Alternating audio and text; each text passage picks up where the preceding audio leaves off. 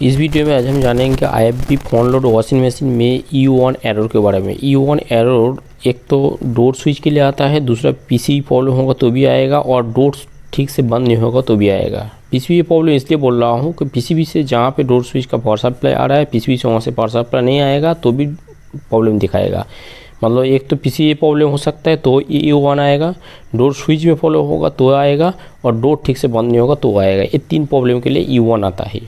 अभी हम लोग यहाँ पे बारी बारी करके चेक करेंगे कि EU1 इस पर क्यों आता है। तो सबसे पहले देखेंगे यहाँ पे डोर सबसे बंद तो हो रहा है, लेकिन डोर बंद होने के बाद भी EU1 नहीं जा रहा है। इसका मतलब स्विच में प्रॉब्लम हो सकता है। अब स्विच को किस तरह आप चेक कर सकते हैं, मल्टीमीटर से चेक करना दिखाएंगे, स्विच के बिना मशीन को चालू कैसे करते वो भी दिखाएंगे, और पावर सप्लाई दे के स्विच को बिना उसको फिक्स नहीं करके किस तरह चेक करते वो भी दिखाएंगे। तो सबसे पहले हम लोग गैस किट को, मतलब इसके चारों तरफ जो गैस किट लगा हुआ है उसको ओपन कर दिया हूँ, क्योंकि स्विच निकलने के आसानी होगा, मतलब निकलने के लिए। तो स्विच निकाल के आपको दिखाएंगे स्विच किस तरह आप चेक कर सकते हैं। इसको मल्टीमीटर से भी चेक कर सकते हैं, लेकिन मल्टीमीटर से उसको 100% सही आप नहीं बता पाएंगे। लेकिन उसको जब पावर सप्लाई देके चेक करेंगे तब पता लगेगा ओके स्विच ख़राब है, या उस पर डोर पे प्रॉब्लम है, या PCB प्रॉब्लम है। तो ये पूरा वीडियो देखने के बाद आपको पता चल जाएगा IFB वॉशिंग मशीन में EU1 जब भी आएगा आप खुद भी ये प्रॉब्लम सॉल्व कर सकती है। तो चलिए हम लोग डोर स्विच को पहले निकाल लेते हैं, फिर डोर स्विच को चेक करेंगे कि डोर स्विच ख़राब है या उसको और कोई दिक्कत है। यहाँ पे देखिए नंबर लिखा हुआ है। डोर स्विच चेक करने का एक तरीका है 1, 3 और 2, मतलब 1, 2, 3 नहीं, 1, 3 और 2। पहले नंबर जो है ब्लैक कलर के वो 1 है, वो न्यूट्रल है। उसके बाद दोनों ही फेज है।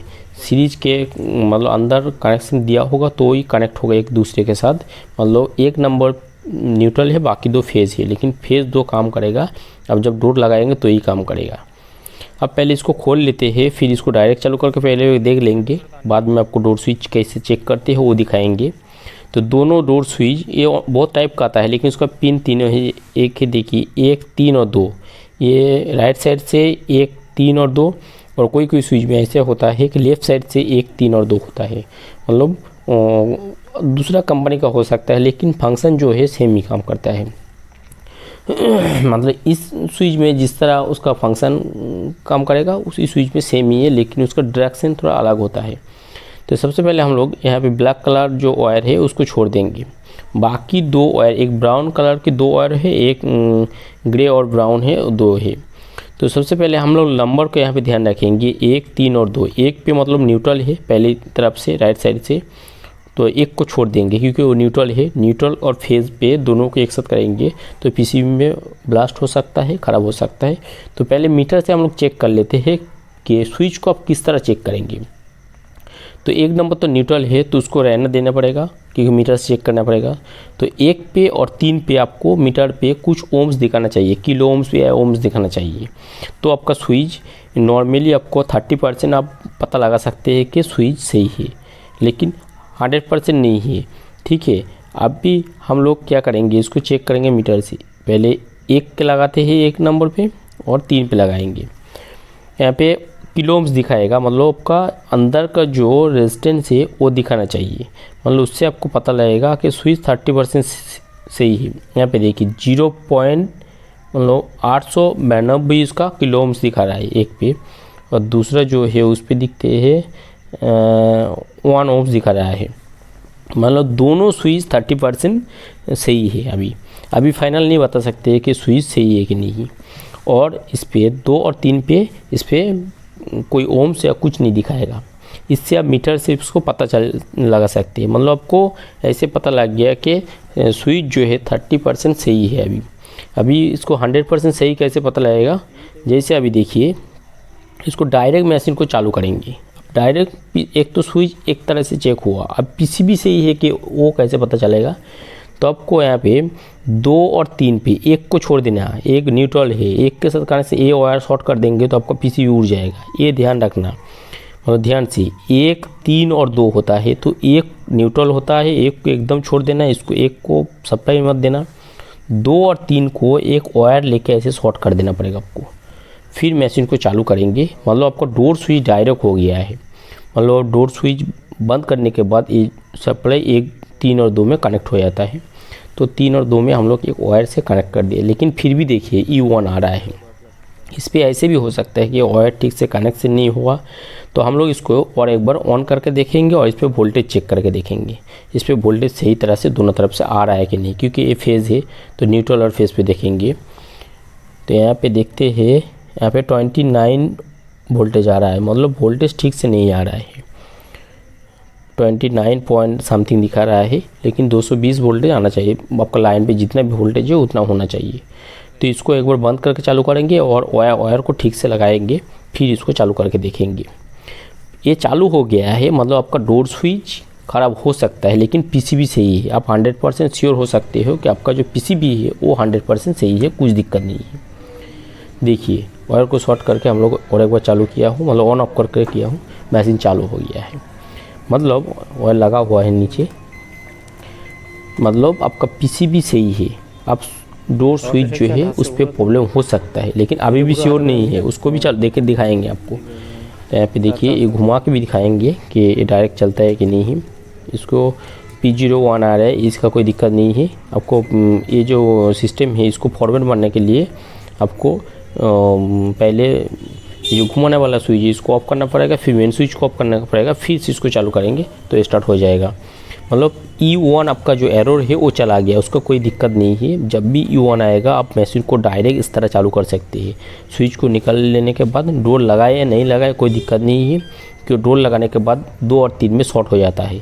ठीक है, तो हम लोग उसी काम को डायरेक्ट एक वायर से इस पर डायरेक्ट शॉर्ट कर दिया हूँ, तो ये पीसीबी ऑन हो गया है। ठीक है, ये चालू हो जाएगा, इसको ऑन ऑफ करके चालू हो जाएगा। लेकिन हम लोग इसको स्विच को लगा के एक बार चेक करेंगे, मतलब चालू करके देखेंगे। यहाँ पे देखिए स्विच को डायरेक्ट बाहर लगाया हूँ, पीसीबी तो ऑन हो गया है, लेकिन अभी स्टार्ट नहीं हुआ है। अभी स्टार्ट करेंगे तो चालू नहीं हो पाएंगे, क्योंकि इसको डोर तो लगाना पड़ेगा। डोर लगाने के लिए डोर का जो लॉक है स्विच को पुश करना पड़ेगा, तो हम लोग वो पुश का जो काम है वो हाथ से नॉर्मली करेंगे। तो पुश करने का क्या काम करते हैं, पुश करने के लिए यहाँ पे देखिए डोर को अभी नहीं लगाया हूँ, इसके लिए E1 फिर से आ गया है।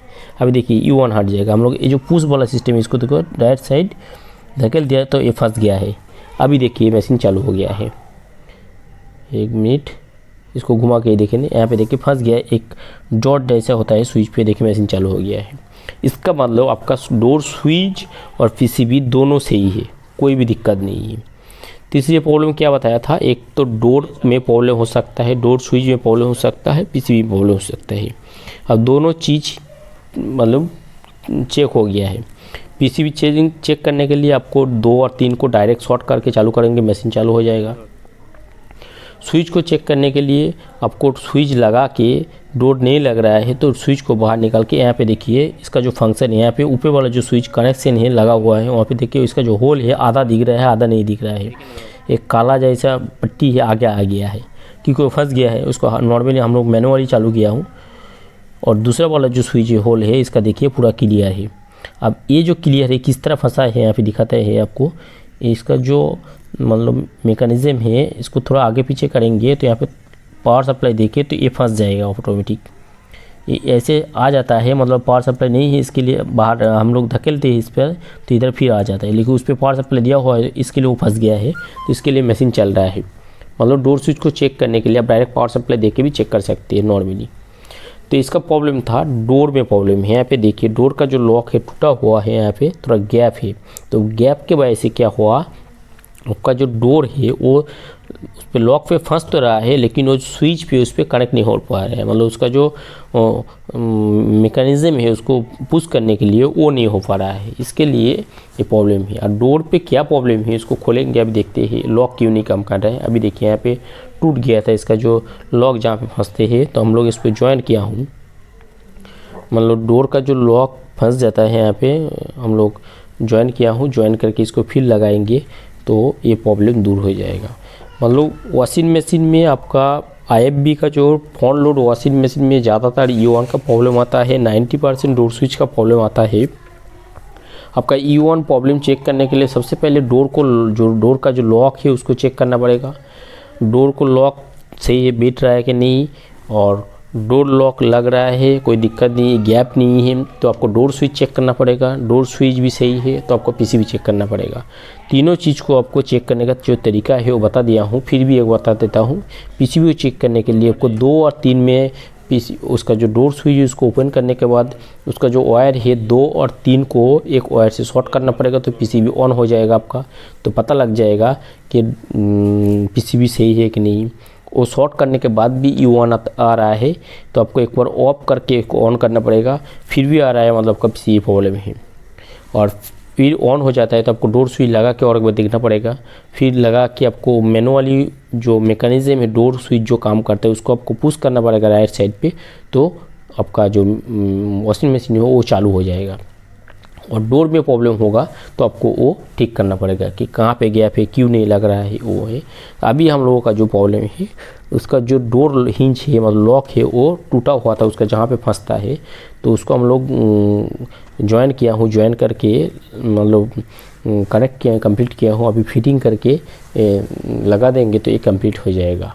और क्यों इस पे प्रॉब्लम आ रहा था, क्योंकि उस पर डोर तो लग रहा था लेकिन डोर का जो गैप है मतलब उसका जो मेकैनिज़्म है स्विच का मेकैनिज़्म पूरा तरीके से काम नहीं कर रहा था। मतलब उसको पुश तो हो रहा था लेकिन अंदर जाके उसको लॉक लग रहा था, लेकिन इसका डोर का जो अंदर वाला स्विच है वो काम नहीं कर रहा था। तो यहाँ पे ये टूटा हुआ थे, इसको लगाने के लिए सिस्टम देख लेते हैं। यहाँ पे 2 साइड के एक हिंज दिया रहता है, उल्टा करके लगाना पड़ेगा नहीं तो आपको ये फंसेगा नहीं।